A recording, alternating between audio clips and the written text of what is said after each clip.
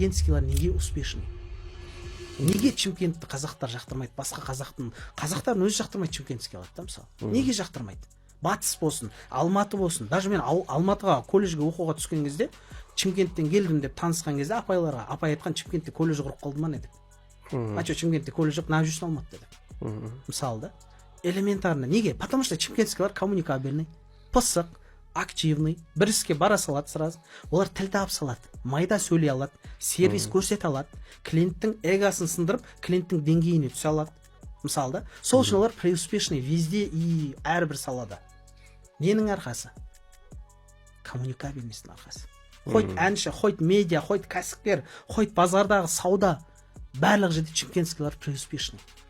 Ненің арқасы? Осының арқасы да. И мен айтарым, кәсіппен жасайсың ба, кәсіппен айналысқың келе ма, онда сен осы навыкты күшейту керексің. Қандай навык? Ең бірінші айтарым, коммуникабельность болды. Өйткені сен өзіңді сата алмасаң, сенің өніміңді ешкім сатып алмайды. Сначала продай себя и возьмут твой продукт деген сияқты ол, короче. Өзің сатасың, өніміңді қосып алады.